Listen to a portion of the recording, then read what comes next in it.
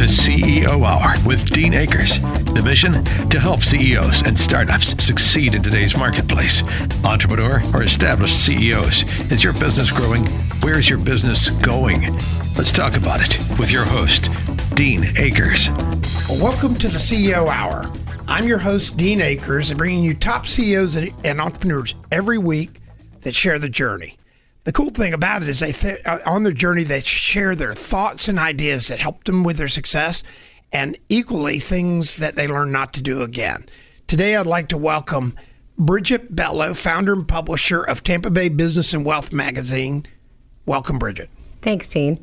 Well, you know, our listeners love the journey, and the value they get out of this is the things you've learned along the way, both good things and things you maybe wouldn't do again. But I always like to start the journey.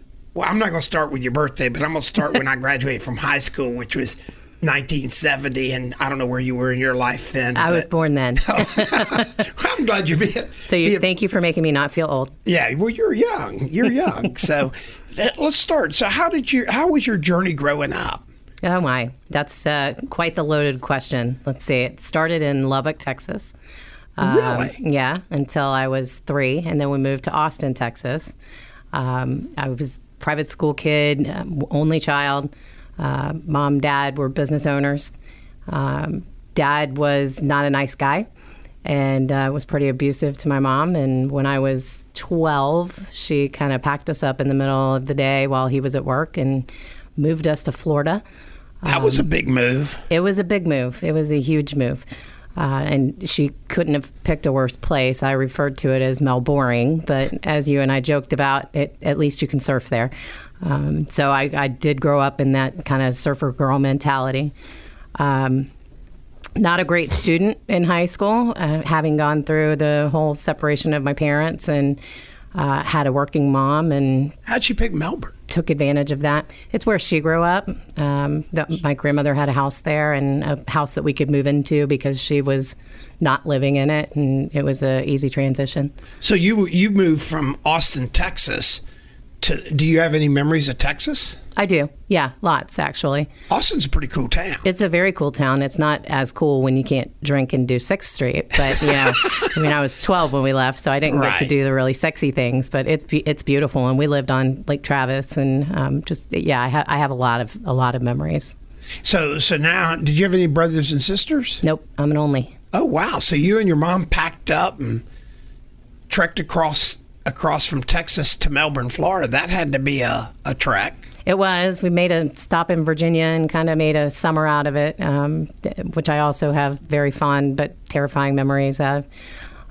She was running from my dad. She was hiding from my dad, and so we didn't do a straight shot to Melbourne, I think, because she thought that was too obvious. But yeah, it was an interesting time. So trauma times and growing up, is that part of a definition of how did that help you as far as, did it make you tougher? It absolutely made me tougher. My dad was murdered in a drug deal when I was 15 years old. And growing up without him and going through that, I often say, do I wish that none of those things had happened to me, or did those things make me who I am? And so, you never know.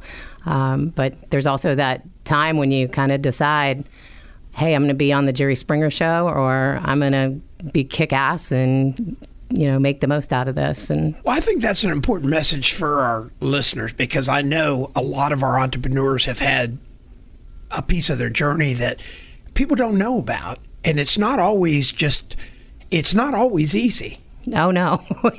Is it ever easy? Well, I would say your mindset controls a lot of stuff. Your self-talk controls a lot of stuff. You had a guest on one of your interviews that talked about self-talk, but sharing that about your father and the challenges of literally running away from that, and that had to be emotional, and then him to pass at a young age and the way he passed. Yeah.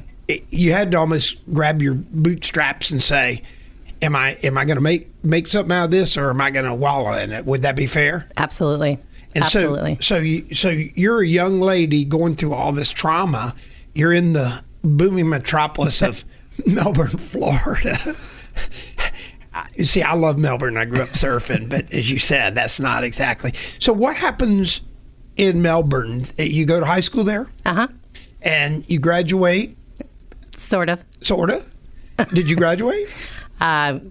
I won't go into the really long. Yes, I graduated from high school, but I did not walk with my class, and I did not graduate with my class. I ended up having to take one class over the summer to get my high school diploma. Well, that's part of your definition. Yeah, I didn't like first period. You know me. I'm not a 7 a.m. girl. I'm still not a 7 a.m. girl, and everybody who knows me knows that, and I wasn't back then either. I had an A in the class, but they wouldn't let me walk because of absences. You know what's, again, for our listeners, it's those challenges that everybody thinks we just are on that easy path, right? Oh, yeah. Silver spoon, had it easy my whole entire life. Not. But it defines you. So, but you went to the University of Florida. I did. I went to community college in between because of what happened to me in high school. I went to Brevard Community College, and its irony is I now sit as a governor-appointed trustee for St. Petersburg College, which was at the time also a junior college, but now is a state college. Yeah, they've done marvelous things over there. That's just, that's a real success story, the St. Pete College, isn't it? I believe so, yes, and I'm very proud to have been a part of that off and on since 2012. So that's great. So now you make your trek to Gainesville. I make my trek to Gainesville. How was that? Again, never a dull moment. I got a job at the Alligator. My passion has always been journalism. That's what I was going to school for. That started back when I was a kid, actually. You asked about my memories. When I was in elementary school, one of my parents' clients used one of my stories as a TV commercial. Really? Yeah. When I think I was like 6 when that happened. And that, I think, kind of started the love of the First Amendment and media and being a part of it. But I got a job at the Alligator, and the year that I was there was the year after the student murders, which was the year of the copycat murders. And my first assignment was to cover the families of the girls that were the copycat murders. And that, when you say experiences define us, that is absolutely when I went, I'm not really sure I want to do this as a career, right? I mean, interviewing 2 dead girls' parents as I was 18 was not an easy track at all. So that did kind of change where I thought I wanted to take my career, not necessarily out of journalism or out of media, but I didn't want to write obituaries and interview dead kids' parents. Did you get the spark for it in high school or something? Or what caused you to how do you end up going out of Melbourne and then have a spark for journalism? I had it before. I think going back to that, I wrote a story as an elementary school kid that got used as, I've always been a First Amendment junkie. I've always been a truth seeker. I've always wanted to kind of be a part of that, holding a community leader network accountable. You know, my mom used to say, don't do anything you don't want your grandma to read about on the front page of the newspaper. And to me, that resonated a lot. You know, that's probably a great message for our listeners, because at the end of the day, a poor decision today will haunt you how long? A very long time. Yeah. I mean, it's got to be crazy. So now you're working with the Alligator. You're going to school at the University of Florida. How was that? How was that journey? You know, I stopped working at the Alligator pretty quickly because of the murders that I had to deal with. And I ended up getting a job at a radio station, and I was on air for a little while. Again, that kind of news trajectory at the time. One of my favorite stories, my owner came in, and he's still probably the only single station owner in all of the country. He still owns the station, KISS 105.3. My on-air name was Heather Fox, and he came in one day, and I got done with my shift, and he said, you know, come here, I want to talk to you. And I was like, okay. And so he took me out to the parking lot, and I was like, wow, like, I'm done. Can I get my purse? You know, I mean, this is what you want to talk to me about. And he goes, no. And you'll remember this because you graduated when I was born. He pointed in the parking lot to a Pinto, and he said, you see that car? And I said, yeah. He said, that's what my highest paid on-air personality makes. Then he pointed at a BMW, and he said, you see that one? That's what my highest paid salesperson makes. Which car do you want to drive? And that was my last day on the air. And the next day I was in sales. And again, completely kind of changed, not out of an industry, but out of a profession, the trajectory of my career. What a cool story. Right? Yeah. What a cool guy. Yeah, he really cared about you. He did. He really did. What a great message to share with him. Of course, I'm an advocate for sales. I mean, my sons and stuff, everybody goes, well, why would somebody want to get in sales? I said, because that's where the money is. That's where the money and the freedom is. The freedom. Oh, yeah, it totally is. And so now you go from being Heather Fox.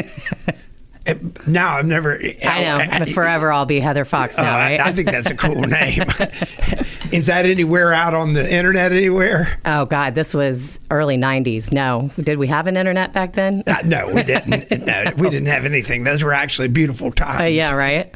So, but at any rate, we're here today with Bridgette Bello, founder and publisher of Tampa Bay Business and Wealth magazine. She's sharing her epic journey, and I got to tell you, the beauty of this show for all our listeners is that journey. It's not about who you are today, and so when we come back into segment 2, we're going to come back in and visit again with the dearest Heather Fox, and I'm looking forward to segment 2. We'll be right back. The CEO Hour with your host, Dean Akers. Connect with Dean at deanakers.com. We'll be right back. So, you're a tech startup. You're working hard, trying to make it happen with big ideas, big dreams, and a small budget. You need to connect with people in the same boat. Now is the time to join the early stage startup group, the Innovation Center, an incubator for early stage tech firms. You can find them at tbinnovates.com. Now operating for over 14 years, the Innovation Center is a regional, national, and internationally known success story, continuing to generate momentum in Pinellas County. Twice, the Innovation Center has won the Tampa Bay Technology Forum's Excellence in Service Award and has been recognized by Entrepreneur.com as a top 10 international business incubator. And now, Tech Garage, a technology and entrepreneurship center, has joined forces with the Innovation Center to provide a co-working program in downtown St. Petersburg. Connect with the startup community. Connect with the Innovation Center. Go to tbinnovates.com. That's tbinnovates.com. And tell them the Adjunct CEO sent you. If you're a CEO or organizational leader looking to expand your business, join the CEO Council, where you'll meet and exchange ideas with fellow CEOs without the pressures of a sales network environment. You can join today by sending an email to application@adjunctceo.com. The CEO Council is comprised of over 220 fantastic local business leaders you'll be able to learn from because they walk in your shoes every day. When you become a member of the CEO Council, you'll have an opportunity to build trusted relationships during the roundtable meetings, share your triumphs, vet ideas, and work through business challenges with peers who can provide real-world business solutions. The CEO Council offers opportunities to hear from world-renowned speakers that inspire ideas to help members grow as both leaders and individuals. Join the CEO Council. Request your CEO Council membership application today at adjunctceo.com or by sending email to application@adjunctceo.com. That's application@adjunctceo.com. Helping your business succeed in today's marketplace. Welcome back to the CEO Hour with Dean Akers. Oh, welcome to the CEO Hour. Welcome back to segment 2. Again, I'm your host, Dean Akers, as I bring you top CEOs and entrepreneurs that share their journey every week, including their thoughts and ideas that help their success and things they've learned not to do again. Today we have excuse me, she's never going to let me live this down, but Bridgette Bello, founder and publisher of Tampa Bay Business and Wealth magazine. She just finished up her first segment with her journey at the University of Florida, and during the break, I was really asking, how did you get that discipline, that work ethic? And she shared it with me. Started younger than college, right? It did. I worked from the day I was 16 years old, and my first job actually was at Walgreens, and that was a little too confined for me. So I put a sign on top of my car and became a Domino's pizza delivery girl. What an experience that was. The stories I could tell. Oh, I can't even imagine that. You know, when I was young, the jobs I had became the jobs I decided I never wanted to have when I grew up. Absolutely. Yes, absolutely. It is one of those defining moments of, okay, I'm going to college. college because this is not what I want to do with my I life. don't want to drive the car. No. And then I wrecked my car. I wrecked my mom's car. I wrecked my stepdad's car. Every car I drove, I wrecked during that time period. And, it was kind of the beginning of the sales journey because it's where I learned how to make sure I got a good tip, right? So you learn how to treat people. You learn how to make sure that you're delivering a great experience. You learn what you're willing to do for a tip. And everything in between. Well, so now it sounds like cars have been a piece of your journey too. You've wrecked a lot of cars. I have. Now you're sitting in Gainesville. Your boss, who obviously thinks the world of you, how epic is the story? He walks you out to the parking lot and points to the two cars. You're right. Nobody's ever made that correlation before, and I do still have a car fetish, actually. You must, because he sat there and pointed out that Pinto, and that was an easy decision. It was an easy decision. Yes. So now you start your journey in sales, and you're still at the University of Florida. I was working on your journalism degree. I was, yes. In broadcasting, or it was just journalism. Yeah. Broadcasting was kind of like, okay, I don't want to do this written story about dead girls, so let's try this. It was my favorite radio station. I was listening. They were hiring. I took a shot and got it. And so now you start this journey in sales. Right. And how was that going out as a young salesperson selling radio time? Well, in a college town, as you can imagine, it was a lot of fun. Didn't pay for another drink. It wasn't even of drinking age, but we won't go there. Didn't pay for another meal. Had a bag cell phone when nobody else did that was completely trade, which when I got my first bill that I had to actually pay a couple of years later was almost $800. And back in the early 90s, you think about how much money that was. Yeah. It was a blast, and I was good at it. Well, I could see having your foundation with Domino's figuring out you don't want to do that. And now you're coming off the air, and now you're out in sales. What piece of that, if you were telling our listeners, what did you pick up that made you successful early on in sales? I think it's a genuine curiosity, and I fast forward 30 years, and I can tell you now unequivocally that journalists and great salespeople share that. They share a genuine curiosity and a genuine care of what the outcome of the answer to the question is, right? And I was always really good at asking great questions and then delivering based on what the answers to those questions were. I still am. Well, I do this CEO rant every week, and probably 2 or 3 of my shows are actually about question asking. Mm-hmm. And would you say that's one of the masteries of great sales? Absolutely. Yes, it absolutely is. And then listening. Yeah. Ask the question and shut up. Do you teach your salespeople that today? Yes. So now you're in Gainesville. You're selling radio time. Selling air. Selling air. And you graduate from University of Florida. What happens? I got recruited by a radio station in Jacksonville. Big city to me at 23 years old. It was kind of I remember a moment in my car being on the Dames Point Bridge and going, I've made it. And Jacksonville is not a big city, yeah. Right? I mean, it is land area wise, but certainly not anything compared to a lot of the other big cities in the state of Florida or anywhere else. But it was another great learning experience. It was an urban radio station in what they define as a high-density black area.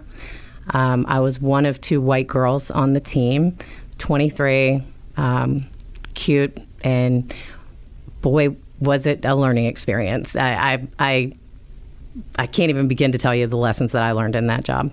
So when you're out in Jacksonville, by the way, Jacksonville, if your trajectory is Melbourne, Gainesville, Jacksonville is a big city. Right. Now you get why I felt that way, right? And my mom kept saying, you can't move there, Bridgette, it smells bad. And when I would tell people that when I moved there, they were like, those paper mills have been closed for like 20 years. But my mom's, 50 years now, but my mom's perception was still I couldn't move there because of the paper mills and it smelled bad. Yeah, Jacksonville. Jacksonville's actually a pretty cool place. It's gotten a lot cooler since 1993. I've had offices there in all my various businesses, and the biggest problem with Jacksonville is getting there. Yeah. Well, when they got the Jaguars, which I was there for in 94, and their inaugural season was in 95, that changed Jacksonville a lot.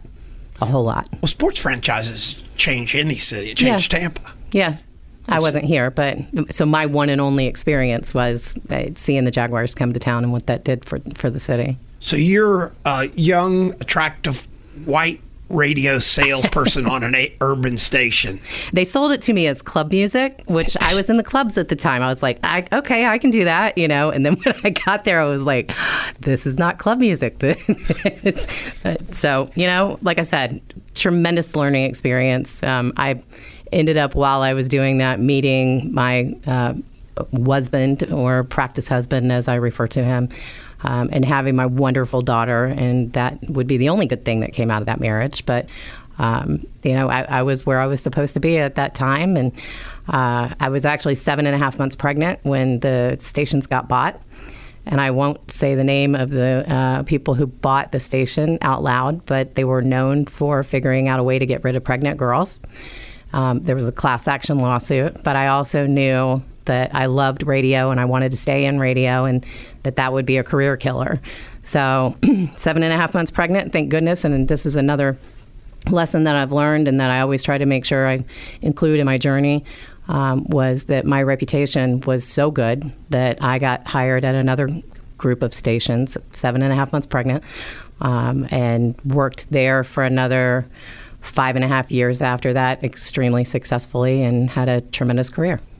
Well, that's a big deal today. I mean, being a father of 5 sons, pregnancy is not a disease. No, it's not. It's actually a motivator, if you want to know the truth. Yeah, and the more amazing thing is my former wife and current wife would tell you, once you have children and you do a career too, you're the ultimate multitasker. Absolutely. And you learn how to prioritize. You learn all the stuff you go to these seminars to try to learn. You learn at OJT, right? On the job. Yep.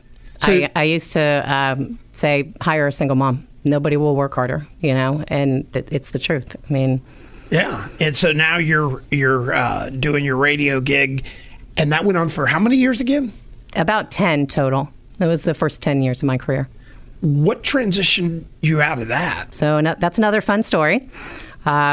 So I had decided, it was in the time of deregulation, and all of the stations were being bought and kind of forced to sell each other instead of selling what made sense for your client. And I just wasn't really happy in it anymore. And my daughter was 3.5 at the time, and I had a client who was my biggest client, who was recruiting me for a pretty amazing job. I was going to triple what I was making. And so I took the summer off. I quit on June 15th. And I was going to go back to work in August on the 15th. I kind of always had a chip on my shoulder about not being a stay-at-home mom prior to that, which is a whole nother story, because the universe gave me that 3 months to realize that I was not meant to be a stay-at-home mom. I was going a little stir-crazy after about day 3.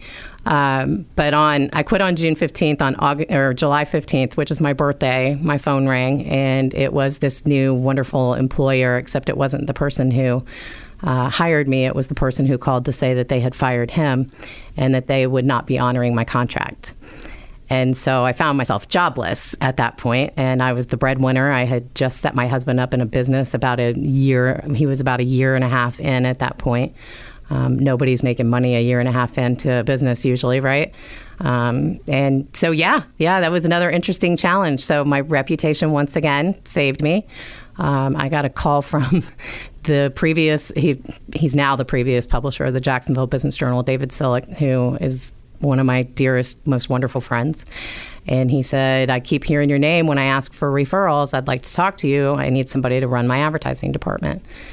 And I went in and had a 3.5-hour interview, which I scolded him for much later, and thought, okay, I got a 6-month non-compete, right? I mean, I can't sell radio. It's the only thing I've ever done unless I move, and we can't move because we own these businesses. So what the hell? I'll run the advertising department of the Business Journal for 6 months, because back then going from radio to print was taking a step backwards. That's not the case anymore, but then it was. I just had no other choice. So I did it. Well, wow. So when we come back into segment 3, we're going to start that print journey. And again, I'm Dean Akers, your host of the CEO Hour. bringing you Bridgette Bello today with her epic journey. And I mean, I've already just been impressed by everything. So we'll see everybody back in segment 3. Helping established CEOs and entrepreneurs. Connect with Dean at deanakers.com. The CEO Hour continues in a moment. Helping to navigate today's marketplace for startups and mainstays. Welcome back to the CEO Hour with Dean Akers. Well, welcome back to the CEO Hour. Again, I'm your host, Dean Akers, bringing you top CEOs and entrepreneurs every week that share their journeys. This includes their thoughts and ideas that help their success and things they've learned not to do again.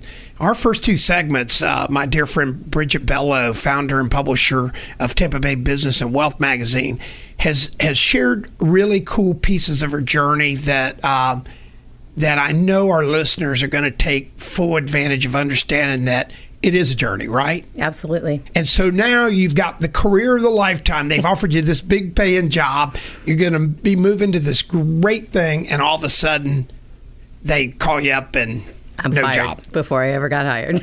Yeah. Why is that fired? Well, I don't know.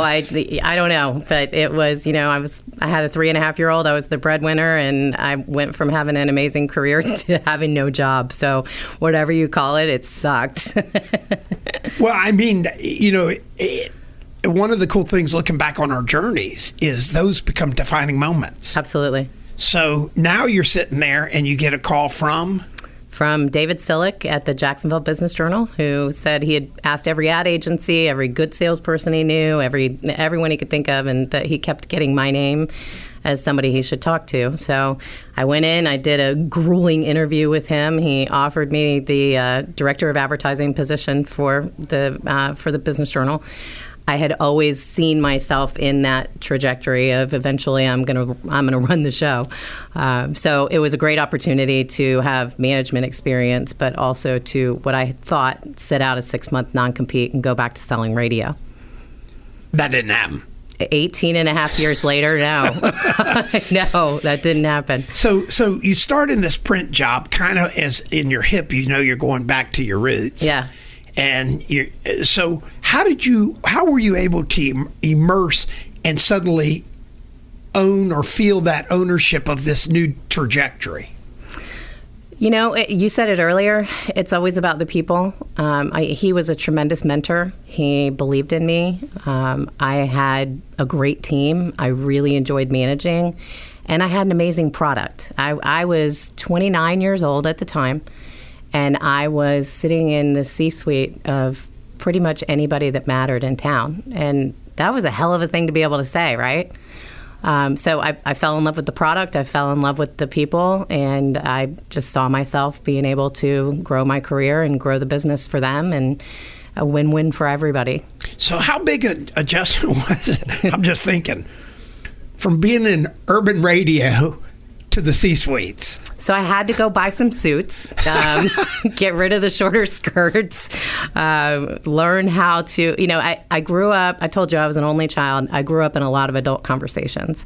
So I was always able to kind of carry my own, regardless of who I was talking to. But those first probably 6 months, 8 months of learning business terminology, first of all, sitting with a commercial real estate client and they start talking about a REIT. And I'm like, what the hell is a REIT? And so it was a tremendous learning curve, but I wouldn't trade it. It was incredible. And like I said, having that access and that power of that C-suite at 29 years old and through, the next 20 years of my career with them, that it was unparalleled. So now you're in Jacksonville and you're working towards where you are. How does this transition go for you to end up in Tampa? So they knew I wanted to be a publisher. My kind of goal I had given them was by the time I was 35. They laughed at me and said nobody that's 35 has ever been a publisher. But okay, we know that that's your goal. And again, going back to David, who mentored me, he brought me in on budget conversations and taught me how to run the business as opposed to just holding me accountable for running my department. And so I really learned a tremendous amount from him. And they had told me that my first gig, if I did get one, would be in some place like Dayton, Ohio, or Albuquerque, New Mexico. And I was like, well, I'm not moving there. My ex and I still had the business and needed to make sure that that we stayed close enough that was an easy back and forth. I don't speak Spanish, so Miami wasn't an option for me. Orlando has never been sexy to me. If I'm going to live in Florida, I'm going to live by the water, right? So I just kind of said, hey, if Tampa ever opens up, that's the market I would like. And again, kind of got laughed at because you just don't get your first publisher's gig in a market this size. But it opened up. I wasn't 35. I was 37, or 36 and a half, actually. And they offered me the promotion, and I took it.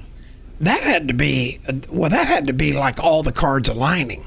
Oh, or stars aligning. Stars aligning, the universe aligning, a lot of things. Yeah, I mean, I was the first female in this market, which was really cool at the time. The Times had a female publisher. The Trib had a female publisher. There was something called the Maddox Report that had a female publisher. Creative Loafing had a female publisher. We had Judy Genschaft, the president of USF, was a woman. Rhea Law, the president of the biggest law firm, was a woman. I mean, it was moving here from what everyone knows is a good old boys network to this strong women in leadership environment was just incredible for me. Well, you moved at the right time because I grew up in Tampa, and it had morphed into that position because back in the day it was somewhat of a good old boy network. Yeah, but Jacksonville still is. Even today. Huh? Even today, yeah. But I did move. I moved at a great time. I was married to my ex at the time, who, we haven't talked about this, but I basically married my father. He was extremely abusive, and I tried to get him not to move here. I said, this is the perfect time for your story can be Bridgette's career is more important to her than her family or, whatever. And it's a great way to part ways. And he wouldn't hear of it. He made it here less than a year and left me on the side of the road at 3:00 in the morning. There's a really ugly story behind it, but basically that was his felony charge against me, felony battery. And the last time I saw him was in March of 2008. Wow. Yeah, it's again, our journeys are never just as fluid as everybody thinks, and that probably defines some of your independence. It's funny because I was already extremely independent, and we could do a whole nother show on what I think happened there. But the short version of it that I always try to make sure I get the message out is, in your marriage, your children are forming in their brains, not on purpose, not by choice, what they think love is.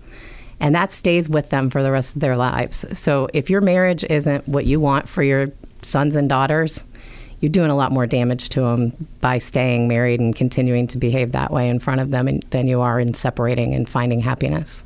I would say that's a very profound thing for our listeners. It helps define other people's journeys.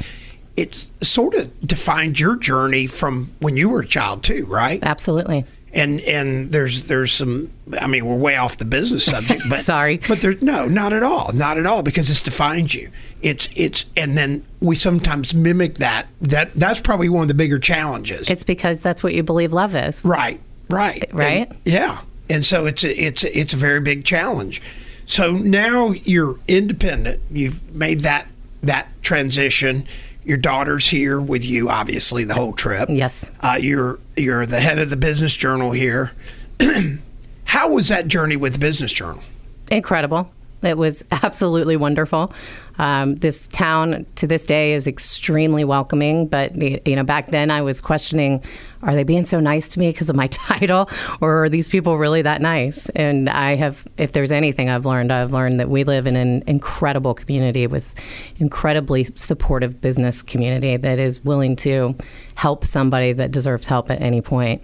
Well, I would say you're a very engaging person, quite frankly. So, thank you. So it doesn't come automatically. I think you bring people in, whether it was the Journal. I would suspect if you were on an airplane and you got off the airplane in some city and you were there for a week or two, you probably would have created engagement, wouldn't you? Yeah. Yes, absolutely. But I think, there's something about the East Coast, West Coast dynamic that is very different. From what I've been told, 75 runs south on this side and 95 runs south on that side. And so you kind of get, Midwesterners over here and you don't over there. So who knows? But I believe that it's a very engaging, warm, welcoming community. Well, having grown up here and had a number of businesses here, I've always found that it always welcomes new people and new ideas. And I think, you with the Business Journal brought a lot of new ideas to the Business Journal then, didn't you? Yeah, I did. And a lot, this market, so it was really an anomaly here because in most of the markets across the country, the publishers had super long tenure and had been there maybe even too long, right? For whatever reason, Tampa was churning publishers every couple of years, and so the brand was suffering. I broke that trend, and hopefully I broke it for good.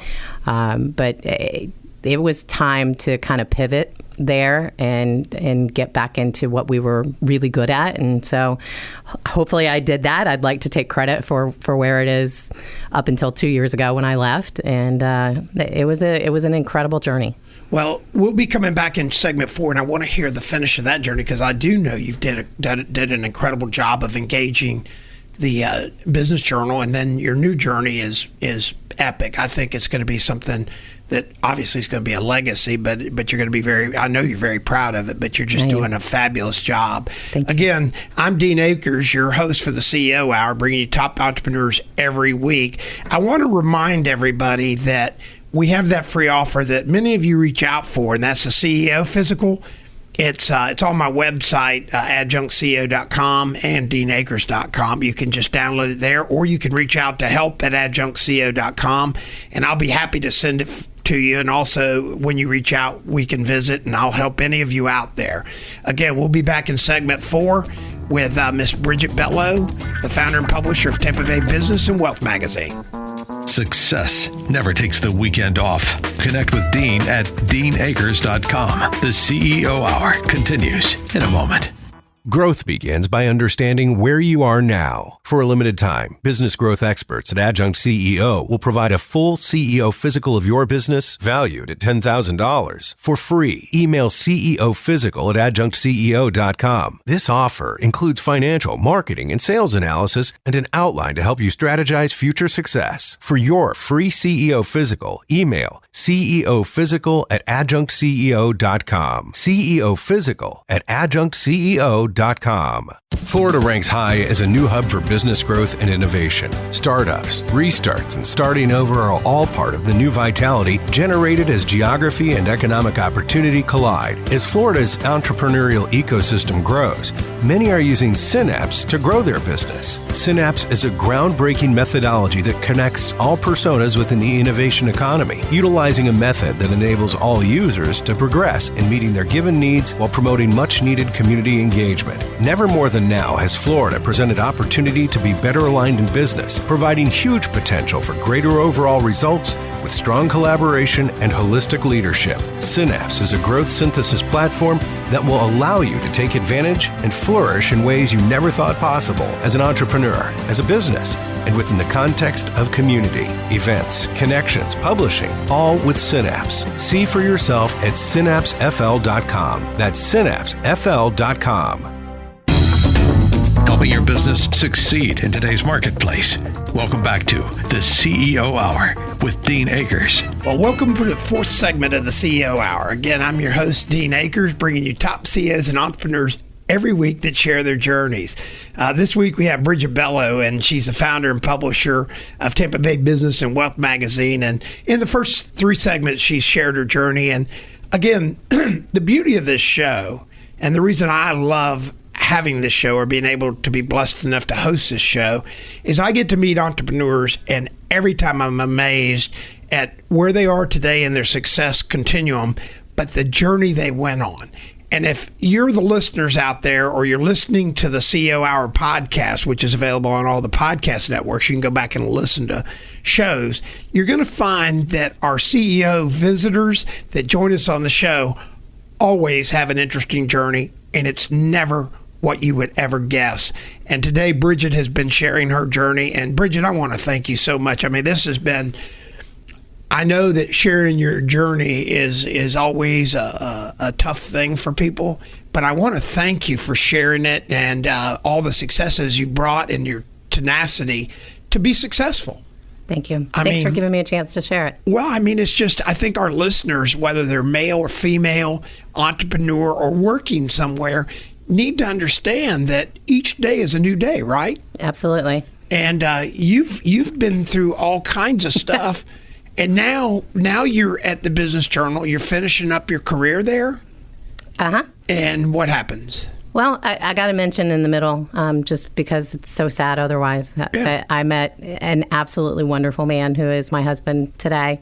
While I was at the Business Journal as the publisher, which that's always a unique dynamic, and you're familiar with that, right? You can't bring somebody out until you know that they're like the real deal and that it's going somewhere. But have a wonderful husband to this day that is just a terrific guy, and Jose Bello for those of you who know him, and just had to make sure I put that in there because the story does end well as far as love goes. It really does, and I've known Jose for a long time.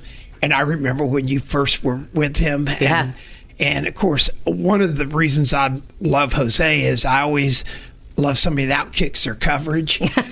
And he totally loves you, as you know, not to get into all that, but you're right. He's as quality a person as there is. He's the real deal. He's the real deal. And I'm happy that part of your journey is solid. And again, I don't think there's coincidence to how these journeys go and how they end. I think you're keeping your nose down. You're making the decisions.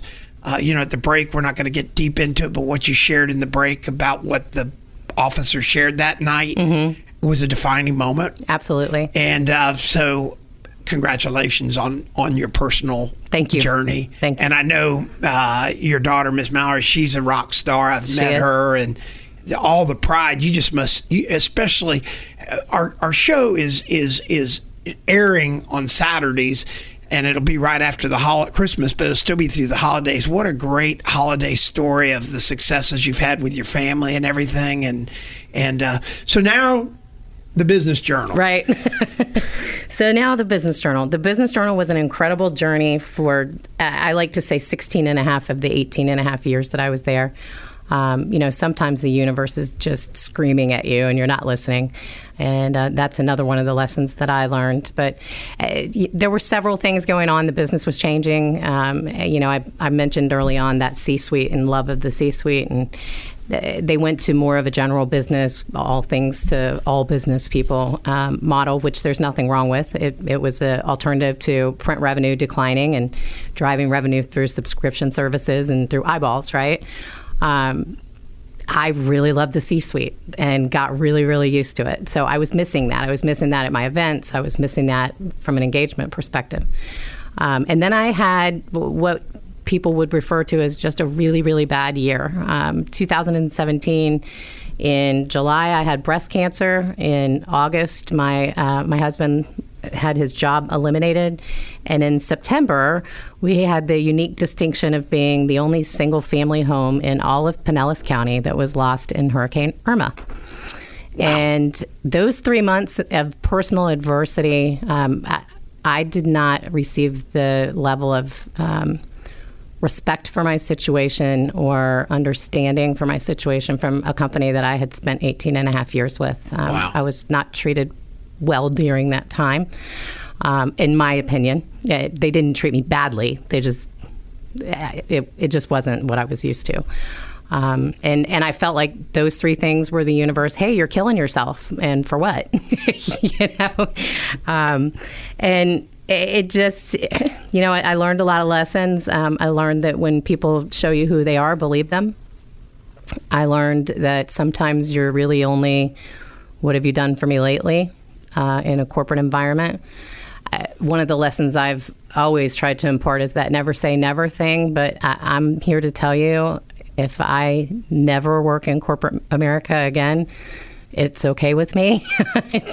I'm really enjoying the freedom. It's terrifying being an entrepreneur, particularly after you've been in corporate America for 30 years.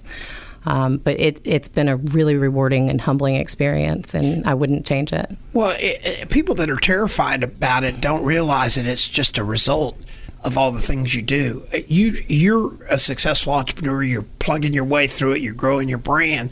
But that's part of who you are, isn't it?